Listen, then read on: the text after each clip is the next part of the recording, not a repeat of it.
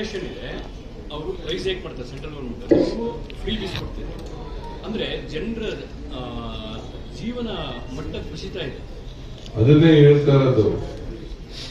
ಆದಾಯ ಪಾತಾಳಕ್ಕೆ ಹೋಗ್ತಾ ಇದೆ, ಬೆಲೆ ಏರಿಕೆ ಗಗನಕ್ಕೆ ಹೋಗ್ತಾ ಇದೆ. ಅದನ್ನ ಬದುಕಲಿಕ್ಕೋಸ್ಕರನೇ ನಾವು ಗ್ಯಾರಂಟಿ ಕೊಟ್ಟು, ನಮ್ಮ ಗ್ಯಾರಂಟಿ ಈ ಗ್ಯಾರಂಟಿ ಕರ್ನಾಟಕದ ಗ್ಯಾರಂಟಿ ಮಾತ್ರ ಅಲ್ಲ, ನಮ್ಮ ಗ್ಯಾರಂಟಿನ ಇಡೀ ದೇಶನೇ ಮೆಚ್ಚಿ ವಿಶ್ವದ ಅನೇಕ ಸಂಸ್ಥೆಗಳು ಕೂಡ ಇವತ್ತು ಕರ್ನಾಟಕ ಸರ್ಕಾರ, ಕಾಂಗ್ರೆಸ್ ಸರ್ಕಾರ ಒಳ್ಳೆ ಕೆಲಸ, ಜನರ ಭಾವನೆ ಮೇಲೆ, ಅವರು ಭಾವನೆ ಮೇಲೆ ರಾಜಕಾರಣ, ನಾವು ಬದುಕಿನ ಮೇಲೆ ನಾವು ರಾಜಕಾರಣ.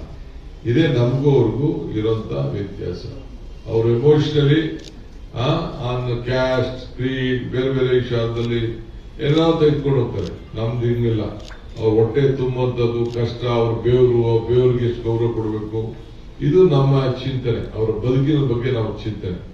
ಅದಕ್ಕೋಸ್ಕರನೇ ಇವತ್ತು ಈ ಗಮನವನ್ನ ಸೆಳೀತಾ ಇದ್ದೇವೆ, ನಮ್ಮ ಹೋರಾಟವನ್ನ ಮುಂದುವರಿಸ್ತೇವೆ.